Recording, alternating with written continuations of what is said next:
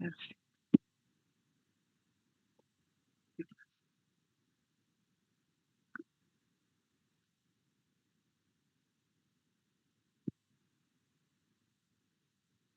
¿Bien con la pantalla? ¿Se ve bien la presentación?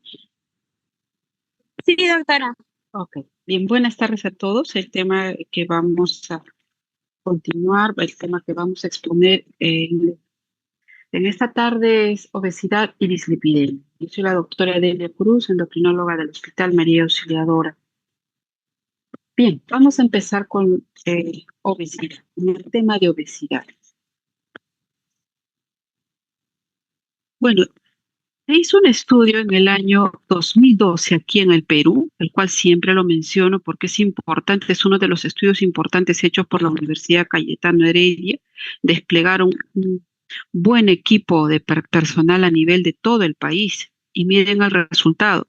Siempre teníamos basarnos en las prevalencias a nivel mundial, pero este estudio marcó también nuestra posición frente a esta prevalencia mundial. Y miren lo que reportó, prácticamente casi igual lo que reportaban y lo confirmamos en nuestro país. Miren de qué año estamos hablando, del 2012. El resultado de este estudio fue una prevalencia de diabetes en el Perú, 7%. En este estudio, además, dentro de ello, se pudo también tener información debido a los datos que recolectaba en este estudio. Mire, tuvimos la información del estado de prediabetes en un 23%. Y esto en el 2012.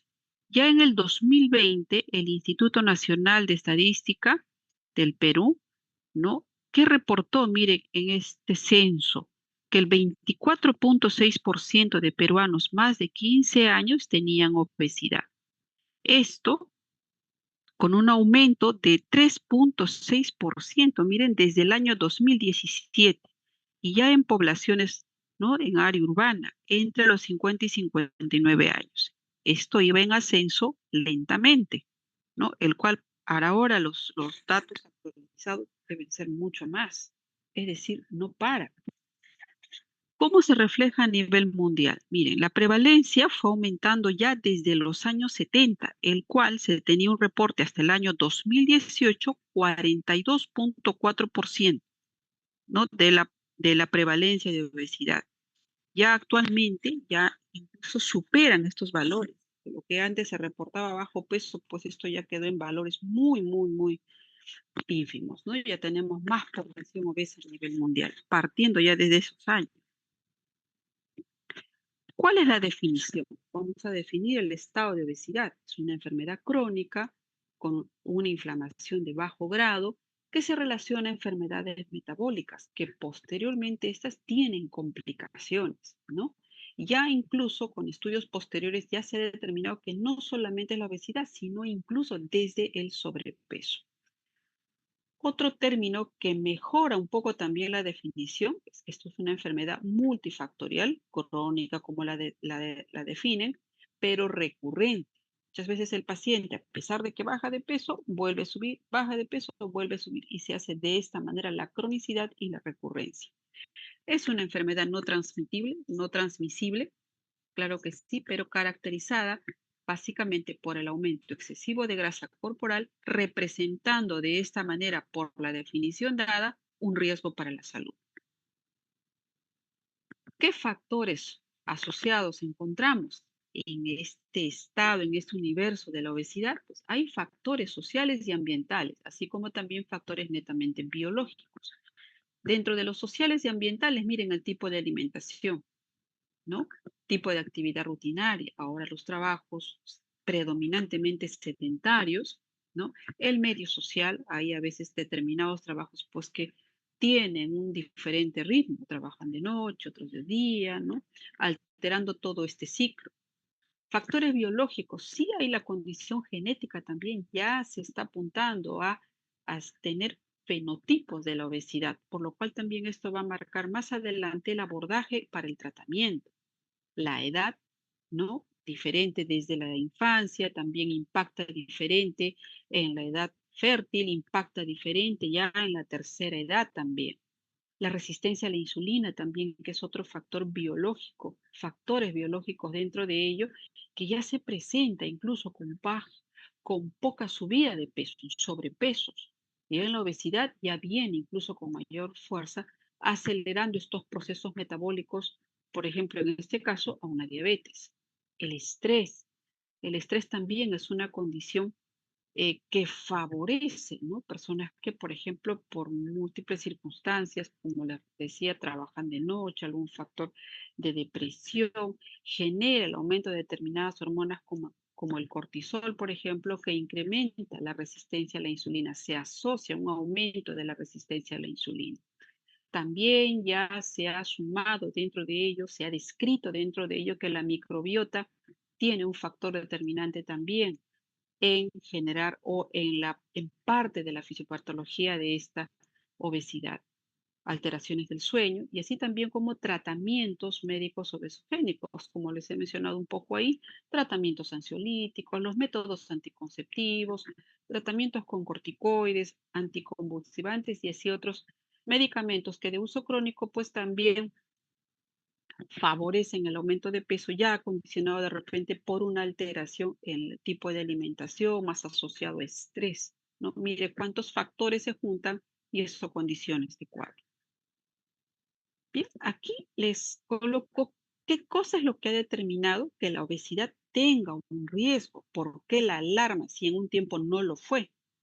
Hace muchos años, estoy hablando ya pues unos 50, 30 años atrás, la obesidad no se le tomaba con la importancia y con la severidad que ahora sí lo hacemos, ¿sí? Y esto es porque en estudios, durante un seguimiento, fue que la obesidad se asociaba. Por ejemplo, en este estudio que les muestro aquí, voy a colocar un ratito mi pero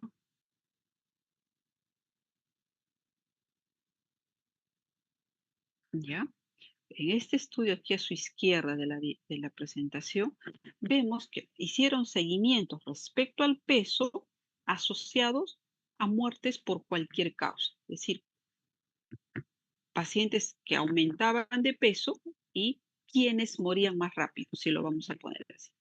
Bien, entonces se agruparon por percentiles, obviamente, ¿no? Un rango de peso y lo asociaron por IMC, ¿no? Ahí fue lo que se clasificó mejor y se adoptó mejor el IMC. Entonces tenemos un IMC de 25, ¿sí? Y partiendo de aquí, el aumento de peso y miren también la disminución de peso. Pero miren lo interesante, no solamente el aumento de peso en ambos sexos aumentó la muerte por cualquier causa, sino también miren esta curva hacia el lado contrario, el muy bajo peso. No en la misma intensidad como pueden ver aquí, un 26% de muy bajo peso se asociaba también a muerte por cualquier causa, pero la obesidad mórbida pasada a los IMC de 40 sí se asociaba predominantemente más en varones que en mujeres. Y esto a partir de cuánto empezaba a subir. Si estamos hablando de que el IMC 25, peso apropiado, sano, ya 20, 30, que ya la obesidad de primer grado, mire, ya desde el sobrepeso, incluso miren esta curva empezaba a subir, ¿no? De 30 a 35, miren, picaba un poco más alto. Del 35 a 40, mucho más todavía. Ya a partir de aquí, incluso ya del 40, ya se manifestaba mucho más. ¿Sí? Esta fue la asociación, un estudio importante en el cual la obesidad ya tomó cierto cuidado en vigilancia. En este otro cuadro lo que se ve es la relación de la obesidad con la aparición de diabetes. También aquí respecto a la obesidad y a la edad de la aparición de diabetes, ¿no? También agrupados por IMC, que son percentiles de peso, ¿sí? IMC de 25, miren, bajo peso aquí no se asociaba definitivamente, pero conforme empezaban a aumentar de peso a un sobrepeso, ¿sí? Y a una obesidad de primer grado, empezaban a ver los diagnósticos de diabetes, ¿no? Miren cómo más tempranamente en el varón y un poco más tardía en la mujer. Entonces, de ahí ya se prestó atención los factores de riesgo que en realidad tenía la obesidad detrás de todo ello. Y empezamos, ¿qué pasó aquí? Ok.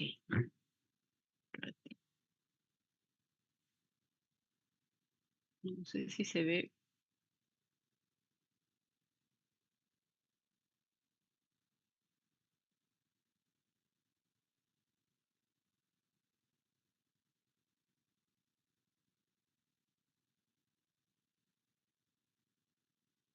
Ya.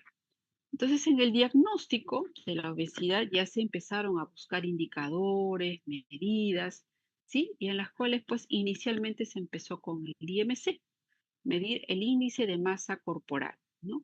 En las cuales, ¿qué nos permitía? Ver de qué manera podríamos encontrar en el paciente, identificar en el paciente ese porcentaje de grasa en exceso que nos llevaba a estos riesgos cardiovasculares.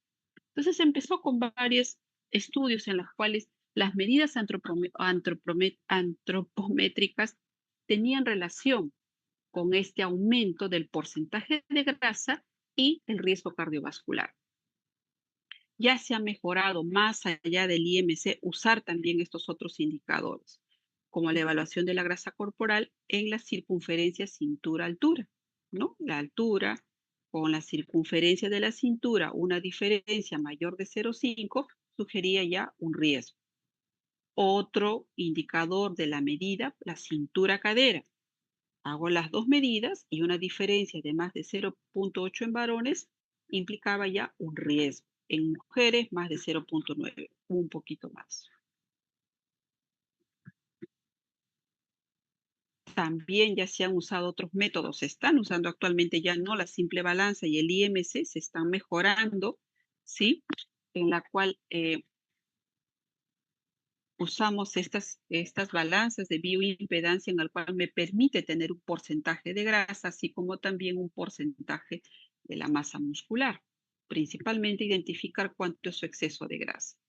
También, aparte de ello, ya la presencia de síntomas. Un ratito. Okay, ya.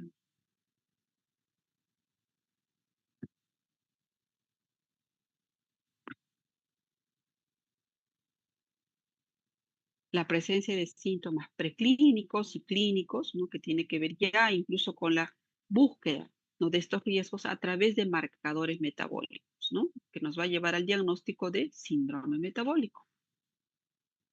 Bien, ¿cómo calculamos el IMC? Creo que ya muchos de ustedes en la práctica ya lo han estado entrenando, ¿no? Es la división del peso entre la estatura al cuadrado, ¿no? Y esto nos entra en una clasificación: bajo peso, normal, sobrepeso, obesidad y obeso mórbido. Bajo peso está por debajo de 18,5 calculado el IMC, un IMC de 18 a 24,9 normal, de 25 a 29,9 un sobrepeso y claramente de 30 a 34,9 obesidad de primer grado, de 35 a 39,9 obesidad de segundo grado y el obeso mórbido mayor a 40. Bien, entonces, ¿cómo hacemos la medición del perímetro abdominal? El procedimiento sencillo, fácil, accesible en una consulta habitual. Entonces, tomamos el centímetro, ¿no? Y rodeamos al paciente tomando en consideración puntos de referencia.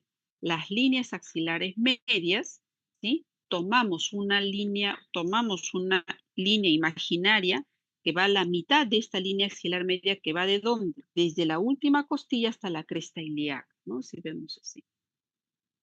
Una línea axilar media aquí, tomamos la última costilla hasta la cresta, ¿no? Imaginariamente tomamos la mitad de esa medida y por aquí rodeamos nuestro centímetro. ¿Dónde lo vamos a juntar? A la altura del ombligo. Entonces, como marcamos aquí en los puntos, en los valores de referencia, en hombres, normal, menor de 95, y en mujeres, normal, menor de 82, donde ya implica un riesgo, ¿no? Cuando este supera los 100,2 y en la mujer mayor de 88, con la simple medida. Esta es la medida igual, la circunferencia de la cintura dividido entre la altura nos dará esa diferencia, mayor a 0,5. Se ha hecho estudios en los cuales sí se asocia a riesgo cardiovascular. Bien, y cuando ya tomamos en consideración, ya hemos encontrado al paciente obeso, le hemos hecho el IMC, hemos hecho las mediciones y definitivamente entra en ese diagnóstico, entonces pasamos a buscar ya riesgos metabólicos, al cual llamamos síndrome metabólico, porque de repente todavía estamos encontrando esto en un inicio, buscando estos riesgos. Por lo tanto, todavía es un síndrome metabólico. ¿Cuáles son los indicadores? ¿Cuáles son lo mínimamente necesario para poder identificar esta alteración metabólica en el paciente obeso, según nuestro consenso de la ALAD, la Asociación Latinoamericana de Diabetes, en el cual ha ajustado a nuestra población, ajustando un poco algunos scores que se acomodan a nuestra población, encontramos lo siguiente, ¿no? Ya un paciente obeso con un perímetro abdominal mayor de 94 en hombres, mayor de 88 mujeres, según este consenso, ¿no? Ya forma parte para los criterios de diagnóstico del síndrome metabólico. Del perfil lipídico, si encontramos un triglicérido que ya está por encima de 150, otro factor de riesgo también metabólico. Si encontramos el colesterol bueno, el HDL, ¿no? Menor de 40 en hombres, menor de 50 en mujeres, también se considera un criterio de síndrome metabólico. Presión arterial. Si tenemos la presión arterial sistólica mayor de 130, la presión arterial diastólica mayor a 85, también un riesgo de hipertensión. Miren la glucosa, si está normal, si en ayunas está mayor de 100, o de repente ya tenemos algún valor de intolerancia a la glucosa como una prediabetes, una hiperglicemia en ayunas, también se considera un factor de riesgo.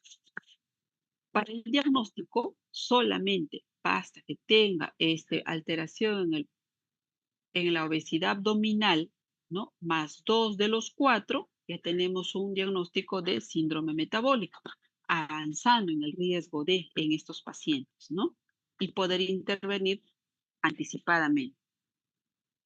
Entonces, la obesidad como riesgo ya. Entonces, ¿cuáles son digamos, el pronóstico de estos pacientes, ¿no?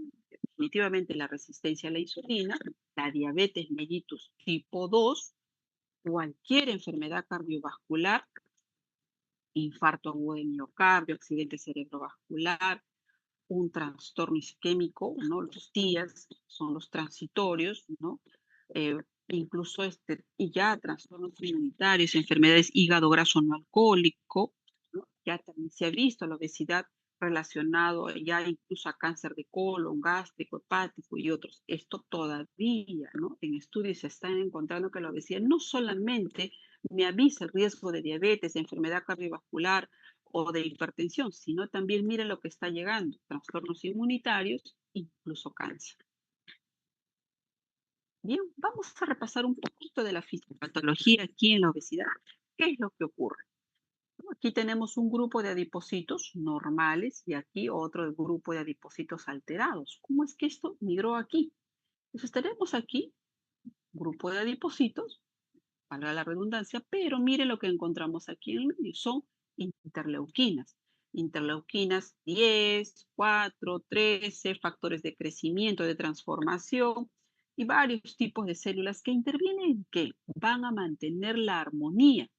Hay siempre un aumento en la producción, ¿no? Un equilibrio entre la producción y los adipocitos que se van muriendo, ¿sí? Van cumpliendo su tiempo de vida y se van muriendo. Entonces, estas células lo que hacen, van haciendo fagocitosis, mientras tanto estos factores de crecimiento van promoviendo también la producción y la renovación de estos adipocitos, manteniendo todo un equilibrio, lo cual aquí no, estas células no son, no tienen un efecto de, no hay inflamación, ¿no? Porque tienen estas interleuquinas no controlado en la cantidad que se produce. ¿Qué pasa para que evolucione a este cambio en los adipocitos? De un sano que de pronto empieza a aumentar su consumo de carbohidratos, empieza a comer, aumenta de peso, pasa por un sobrepeso y llega a una obesidad de primer grado. ¿Qué sucede? De que tanto carbohidratos, como vamos a ver en el siguiente tema, ¿no? Todos estos triglicéridos en los cuales se conforman, ¿no? Durante la alimentación y se aglomera, este exceso de carbohidratos que produce estos triglicéridos, pues tienen que almacenarse en algún lado. ¿Y dónde se van almacenando? En los adipocitos. Bueno, empiezan a almacenarse un poco, pero cuando se sobrepasa la capacidad de estos adipocitos, ¿qué va a suceder con el adipocito? Va a tener su primera reacción de adaptación. Estas empiezan a aumentar en número. Entonces hay una hiperplasia de los adipocitos. De esta manera, lo que mantenía en equilibrio entre la producción, ¿no?, y la fagocitosis de los adipocitos por tiempo de vida, pues miren lo que pasaba. Tenían que aumentarse más factores de crecimiento, más interleuquinas, con la finalidad de que iban a haber, obviamente, muerte temprana de algunos adipocitos, ¿no?, y acelerarse en la producción. Este desequilibrio aumentando, miren, todos los tipos de interleuquinas, factor de necrosis, ¿no? Factores de necrosis de crecimiento, así como también factor de necrosis para poder controlar la fagocitosis de cuando adipocitos se mueren. Este equilibrio generaba todo un proceso inflamatorio, ¿no? Las apoptosis aumentan y eso generaba una reacción inflamatoria. Estas interleuquinas, en todo caso, se convertían en proinflamatorias por este estado activo en el tejido adiposo. Este estado proinflamatorio o inflamatorio de bajo grado se mantenía leve, por cierto, porque si fuera un inflamatorio per se, pues habría fiebre, inflamación, eso no hay, porque justamente el bajo grado no genera esta clínica, manteniéndolo así, ¿no?, permanentemente. Vamos a ver este otro cuadro que es similar a lo que he mencionado, ¿no? Entonces, un adipocito normal, ¿no? Un efecto inflamatorio controlado, pero con la finalidad de mantener el equilibrio. Pero cuando hay una disfunción, ¿no? Miren, los adipocitos empiezan a morir por hipoxia, muerte celular, generando en el medio un estado inflamatorio. Este estado inflamatorio en todos los adipocitos va a alterar la señalización alrededor de la membrana, generando, ¿no?, señalización. Por ejemplo, se altera la señalización de la insulina. Este receptor en una célula inflamada, pues no lo va a reconocer, generando así el estado de resistencia a la insulina, el cual ya se ve incluso desde los estados de obesidad, por ejemplo, en sobrepeso, ni siquiera en obesidad. Bueno, también les mencioné, ¿no?, que la microbiota intestinal, a pesar de que todavía falta un poco mejorar de repente algunos estudios en los cuales ya se va a incorporar como parte de la fisiología en la obesidad por la alteración, ¿no?, de la microbiota intestinal. ¿Cuáles son las microbiotas que en este caso, dado en la fisiopatología o en los estudios, en las asociaciones que se han encontrado en pacientes obesos, ya obesos mórbidos, ¿no?, obesos de segundo grado? Es la predominancia de Firmicutes frente a los bacteroidetes. Esta es la relación que han encontrado en todo este tipo de pacientes, ¿no? Alterando aquí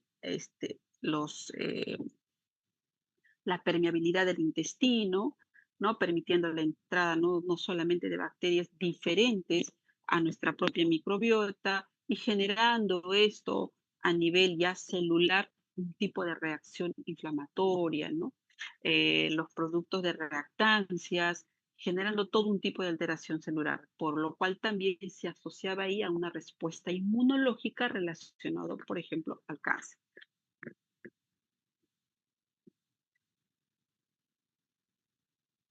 Bien, entonces la OMS hizo una clasificación en la obesidad, ya la obesidad como diagnóstico y la asociación a comorbilidades, y lo empezó a estadiar, ¿no? Entonces, cuando encontramos un paciente obeso, pero sin comorbilidades y asintomático, un estadio leve. Si es que el paciente obeso diagnosticado ya encontrábamos alguna comorbilidad, por ejemplo, alteración, lo que hablábamos en el síndrome metabólico, ¿no?, alteración de algunos indicadores, estaba en estado moderado. Pero miren, ya hay obesos donde ya se coloca en un estadio alto, en estadio 3, cuando ya se incorporaba aquí una dislipidemia crónica, una hipertensión arterial, de repente ya un diagnóstico más allá de prediabetes, incluso diabetes. y un estadio muy alto en el cual ya estos pacientes obesos incluso ya tenían un evento cardiovascular, un infarto, ya había un debut de infarto, una angina, ¿no? Un accidente cerebrovascular. Entonces los empezaba a estadiar. Interesante la clasificación, interesante porque no siempre esperábamos que el paciente llegue a ser hipertenso. Estando obeso, ya la obesidad que se mantenga en un paciente hipertenso era más peligro todavía, a pesar de que lo había causado. Entonces era importante aquí intervenir en el tratamiento del obeso para disminuir el riesgo de la patología que en ese momento el paciente ya tenía. Si la obesidad continúa ante tantas patologías expuestas, aumentaba su peligro de muerte. Ya en el diagnóstico de la obesidad per se, independientemente del tratamiento que pueda llevar paralelamente el paciente, pues, se han ido mejorando en el tiempo. Hasta hace unos 10 años solamente era cambio de estilo de vida, ¿no? Con las justas se llegó a usar de repente intervenir con metformina y eso era todo, pero predominantemente los cambios de estilo de vida. Pero miren cómo ya ha ido mejorando todo esto, ¿no? En la cual ya se podía incluso dividir no solamente en alteraciones cardiometabólicas, sino también complicaciones biomecánicas en el paciente obeso, el cual, miren, no lo estábamos considerando lo que se refiere, por ejemplo, al riesgo de, ¿no? Artrosis, artralgias, ¿no? Lumbalgias, en la cual mecánicamente el paciente pues, se limitaba incluso de determinadas actividades físicas que se le indicaban. Entonces, asociado a ello, se dividió en severo y en moderado, ¿no? Tomado esto de la clasificación de la OMS. Entonces, de esta manera ya podíamos intervenir a este grupo de pacientes con más riesgos, con más comorbilidades, un tratamiento no solamente ajustado al cambio de estilo de vida, sino un tratamiento terapéutico. Los estilos de vida de por sí, claro que sí, eran siempre la base de toda indicación del tratamiento, pero un poco para disminuir rápidamente estos factores de riesgo y era la intervención de una terapia farmacológica, el cual también ha ido evolucionando durante este tiempo y en estos últimos años mucho más todavía, que ya están incluyendo en estas guías del 2026 ya como parte del tratamiento, porque algunos estudios de estos medicamentos que han llevado todavía unos 7, 10 años ya se están terminando. Y por último, la terapia quirúrgica, ¿no? El tratamiento quirúrgico, que es la cirugía bariátrica, que también ha innovado mucho, sobre todo en pacientes de muy alto riesgo de mortalidad. Bien, aquí les voy a mostrar un poco del tratamiento que ya incluso en el Perú ya se instauró. Justamente este año es el que han llegado ya medicamentos ya con estudios terminados, con resultados, el cual han sido realmente muy favorables. Unos con más pérdida de peso que el otro, las dosis sí también variables, con mejor adherencia al tratamiento, dado que antes era de uso diario, ahora ya tenemos el uso semanal. A la cabeza de todo ello la tirzepatide, ¿no? Que bajo sus estudios han demostrado realmente una pérdida de peso de hasta el 25-32% de peso. Entonces, miren, la aplicación ya, esto tiene una mejor adherencia al tratamiento porque el paciente se aplica semanalmente, el cual tiene que ser dosis progresiva de 2.5, luego a 5, a 10, ¿no? Esto se pone cada semana y las dosis se van cambiando cada mes, ¿no? Sí, efectivamente, esto va a cursar con algunos efectos, sí, algunos incómodos para el paciente, pero parte del tratamiento. Felizmente no ninguno que requiera de una atención grave o que de una complicación severa, felizmente no.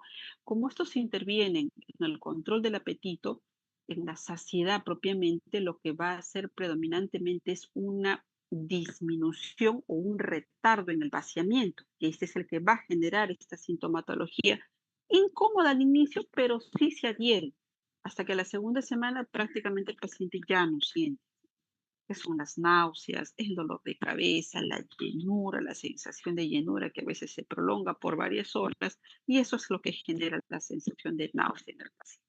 A veces sí un poco de dolor de cabeza, a veces un poco de cansancio, pero en la medida que se va, ¿no? Adaptando a las dosis, pues ya poco a poco se adhiere y ya no siente, ya las molestias son mínimas Y el paciente, ¿qué le permite con esto? No es que mágicamente yo me aplico el medicamento y voy a bajar de peso. No, lo que va a hacer es controlar ese apetito que durante el entrenamiento a cambiar su hábito de dieta no lo aceche, provocado por justamente estos efectos de la resistencia a la insulina, esa polifagia intensa que el paciente presenta en las noches, después se aumenta en la tarde y después está todo el día con esa ansiedad de comer, ¿no? Otro medicamento es semaglutide, ¿no? El cual ya pues, tenemos felizmente en el mercado ya Ozempic, ¿no? Esta Saxenda, la liraglutida también, ¿no? Otro medicamento como la Victoza, que también se usó bastante, lo probamos bastante, ¿no? Hasta la semaglutide con muy buenos efectos realmente, muy buenos resultados, ¿no? Ya otros medicamentos han ido un poco en descenso en la preferencia de la consulta, como la fentermina topiramato, que ha tenido también unos efectos indeseables, ¿no? Algunos, mucho dolor de cabeza, muchas náuseas, incluso hasta estado de psicosis en algunos pacientes, pocos, pero la mayoría sí con un intenso dolor de cabeza, boca seca, un malestar permanente, ¿no? Porque esta tiene una acción central. De igual manera también la naltrexona bupropio también tuvo mucho su auge, el cual también está yendo en descenso frente a estos productos de mayor adherencia, más seguros. El orlistat también se utilizó buen tiempo, todavía hay en el mercado. Uno de los efectos es esta sensación de premura, de ir al baño, que a veces genera al paciente una incontinencia fecal y a veces incómodo, ¿no? Durante sus horas de trabajo, por lo cual había esta pérdida de la adherencia del paciente al tratamiento, ¿no? Y algunos medicamentos también que ya prácticamente ya no es de preferencia de la consulta, ¿no? Quedando solamente la fentermina actualmente, que también de mejor adherencia al paciente en las dosis apropiadas, ¿no? También genera buena respuesta. La diferencia a los GLP-1 es que estas no se pueden usar por mucho tiempo, solamente tiene un tiempo más o menos que se estima entre 3 meses, no se recomienda más tiempo. ¿Sí? ¿Alguna pregunta hasta aquí, chicos, para continuar con el segundo tema?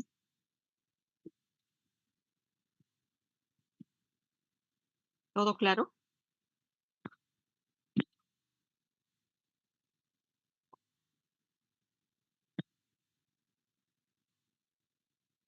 Todo claro, doctora. Ok, entonces paso al siguiente tema. Bien, el siguiente tema, dislipidemia, también una patología, listo, una patología también relacionada al alto riesgo cardiovascular, muchas veces silente, silenciosa, incluso sin evidencia de alguna patología de tratamiento crónico, pacientes que mueren súbitamente, aparentando un buen estado físico, un buen estado de hábito, o pacientes que empiezan a tener cambios de hábito frente a una sospecha de un colesterol, pero a veces hay daños que quedan, ¿no?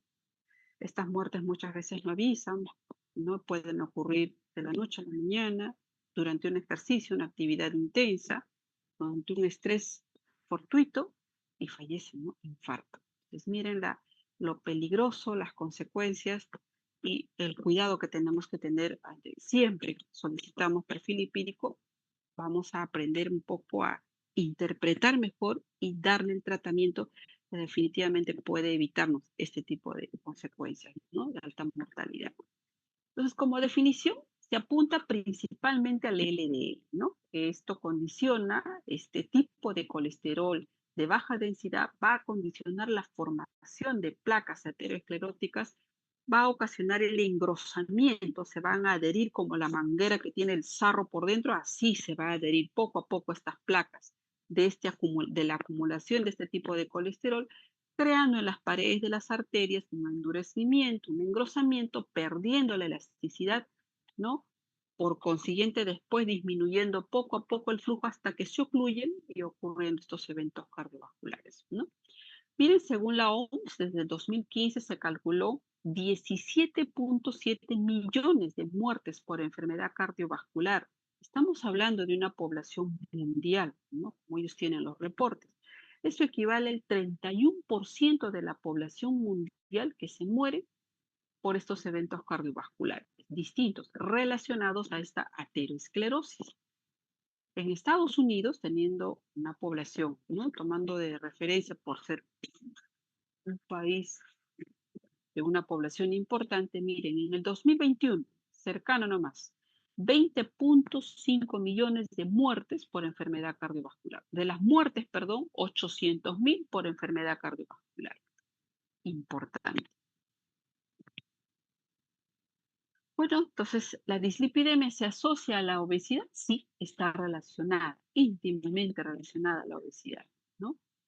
¿Cuáles son, qué es lo que se considera en una dislipidemia? Cualquier alteración en las fracciones del colesterol, ¿no? Va a ocasionar este riesgo, principalmente las lipoproteínas de muy baja densidad, triglicéridos, disminución del HDL y por consiguiente el aumento del LDL.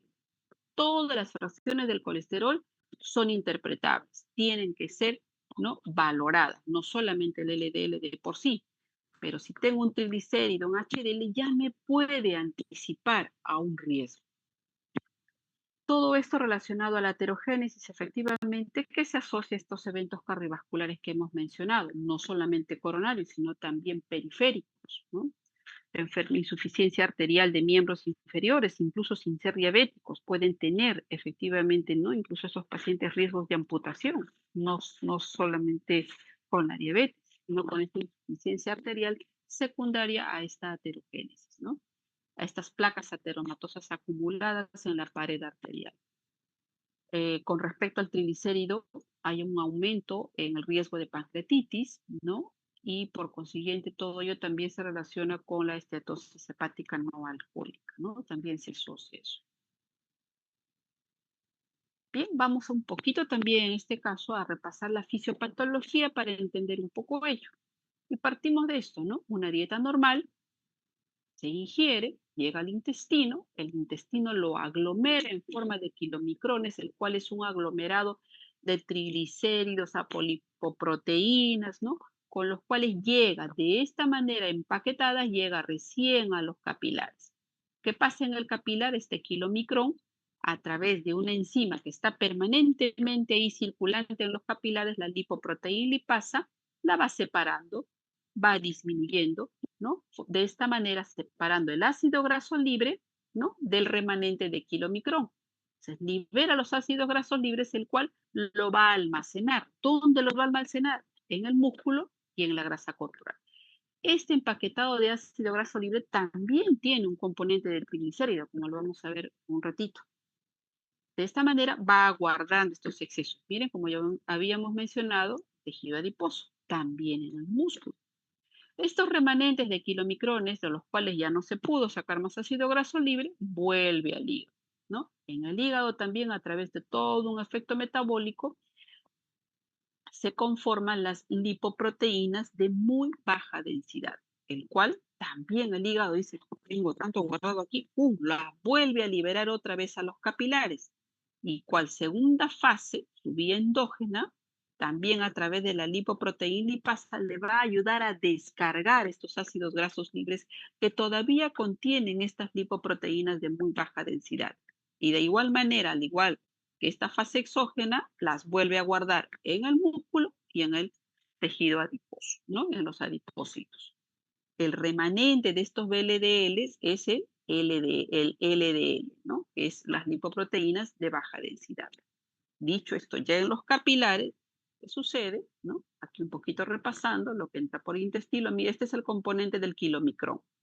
Grandote, ¿no? Grande, con un componente de triglicéridos, ésteres de colesterol, todo esto envuelto entre apolipoproteínas y otras proteínas que van a aglomerar para permitir la captación hacia los capilares. Ya dentro de los capilares, miren, se divide en lipoproteína lipasa que va a ir al tejido adiposo y al músculo, y la otra parte, el remanente de kilomicrón que les mencionaba, miren, tiene todavía triglicérido, ¿no? Un poco y regresa al hígado, ¿no? Y estos remanentes que después de la segunda fase exógena que les mencionaba, el VLDL que se convierte en LDL, estos HDL que se encuentran ahí también en los capilares, ayudan a reclutar y también volverla a salir, de ahí que se vuelven buenos, ¿no? Entonces, todo un sistema de cuidado para no acumularlo todo en los capilares. Va a tratar de guardar y de usar los tejidos periféricos para que estos no rápidamente se acumulen en las paredes de los capilares. Bien, entonces aquí vamos el cálculo del LDL, ¿no? Mucho tiempo se tomó en consideración en muchas guías el cálculo de este colesterol, ¿no? Dado que era mucho más preciso, según estudios, usando fórmulas como esta, la de Friedewald. Esta está un poquito pasada, ya hay fórmulas mejores, también las voy a mencionar rápidamente más adelante, el cual han ido mejorando y han sido más precisas asociados a riesgo cardiovascular. Miren, esta fórmula todavía es sencilla que la podemos usar, ¿no? El colesterol total menos el triglicérido dividido entre 5 y le sumamos a esto el colesterol bueno. De esta manera podemos obtener más precisamente el valor del colesterol LDL. Bien, estos son los estudios en dislipidemia con su asociación a riesgo cardiovascular. Miren cuántos estudios de distintas poblaciones, ¿no? Que se llama ensayos, se llama estos estudios donde usan varios metaanálisis, ¿no? De tal manera que todo ello corrobora de que efectivamente, ¿no? Para dar el tratamiento con la finalidad de abordar cómo vamos a tratar la dislipidemia. Entonces, para ello, definitivamente con el antecedente de tantos estudios cardiovasculares asociados a la dislipidemia y los eventos cardiovasculares, se llegó a la conclusión de que estos scores de riesgo cardiovascular determinante para iniciar el tratamiento. Miren, esto sí se ve un poco engorroso aquí de interpretar, pero es cualquier score de riesgo cardiovascular y dentro de todos los scores, en la última guía del 2026, el que no me dio tiempo, pero los voy a mostrar, del 2026, según la Asociación de Clínicos, la Asociación Americana y la Asociación Americana del Corazón, ¿no? Determinaron un tipo de score un poco más preciso, que es el PREVENT. Yo también les voy a dar un pequeño resumen al final de este score que quiero que lo conozcan. Entonces, estratificado los riesgos cardiovasculares leve, moderado, severo y muy severo, instauramos el tratamiento para la dislipidemia. ¿En qué se basan estos riesgos? En el porcentaje, ¿no? De riesgo de muerte, ¿no? Entonces, bajo riesgo, ¿no? Implica de menos del 10%, ¿no? Esto en un tiempo de 10 años. Riesgo moderado entre 10 y 19%, muy alto entre 20 y 29%, miren, muy alto riesgo 30 a 39%, y el muy severo, mire, ya es más del 40%, o sea, alto riesgo de muerte. Este paciente se puede morir en cualquier momento. Entonces, con estos riesgos cardiovasculares, yo voy a determinar su peligro de muerte en 10 años. Cuanto más bajo, mi tratamiento será menos intensivo. Cuanto más alto, ¿sí? Aquí sí voy a intensificar en la dosis. Así de sencillo. Aquí les he puesto un ejemplo un poquito más cercano de los valores que se requieren, ¿sí? Y vamos a ir directamente al tratamiento, ¿no? El cual el tratamiento hasta ahora que ha determinado seguridad cardiovascular, ¿no? Son las estatinas y también los fibratos para solamente cuando tengamos alteración de los triglicéridos. Y miren, de las estatinas, las que han tenido mayor relación con factor de protección es la atorvastatina y la rosuvastatina. Secundariamente, con menos grado, las otras estatinas. Entonces, vamos a tomar estas estatinas como primera opción y prioridad en el tratamiento con dislipidemia de acuerdo a estos riesgos cardiovasculares. Y cuando nos presente una alteración de los triglicéridos, según todavía esta guía, miren, considerábamos tratamiento los triglicéridos entre 500 y 800, miren, y ya aislados más de 800, incluso aquí ya se consideraba un factor genético en su causa, ¿no? Alto riesgo cardiovascular, triglicéridos mayores de 500, alto riesgo entre 200 y 500. Aquí todavía, como verán, se consideraban las estatinas, ¿no? La rosuvastatina, y ya recién por encima de 500 se consideraba el uso de los fibratos, ¿no? El ácido fenofíbrico, el que tenían de mayor referencia, pero aquí el fenofibrato, el ciprofibrato, cualquier fibrato, ¿no? Consideramos en el tratamiento cuando el triglicérido recién marcaba por encima de 500. Antes de ello, la prioridad siempre las estatinas. Bueno, en conclusión, estimar el riesgo cardiovascular para el tratamiento de la dislipidemia determinante, cualquier riesgo, ¿no? Las estatinas y los hábitos saludables son determinantes para el tratamiento de la dislipidemia. La obesidad, factor de riesgo, sí. Determinante en todo paciente con sobrepeso, ya indicarle estos exámenes de laboratorio porque según los estudios, lo mencionado, ya se asocia a una alteración del colesterol, ¿no? Por lo tanto, la misma obesidad per se más una dislipidemia, riesgo cardiovascular, pueden infartar en cualquier momento, ¿no? Y la obesidad también como una condición de enfermedad inflamatoria de bajo riesgo. Bueno, antes de esto, quiero mencionarles, compartir con ustedes lo que no me dio tiempo de adicionar a la presentación y es chiquito, es esta guía, que me interesa que la conozcan. La última guía publicada recién este año, la del 2026, justamente esta asociación, de la Asociación Americana del Corazón y la de Clínicos, de la Asociación Americana de Clínicos, ¿no? En los estados de los Estados Unidos, una asociación en la cual realmente con los estudios y sus guías nos mantienen permanentemente actualizados y sobre todo en el manejo, que a través de metaanálisis es que nos permiten dar la seguridad del tratamiento.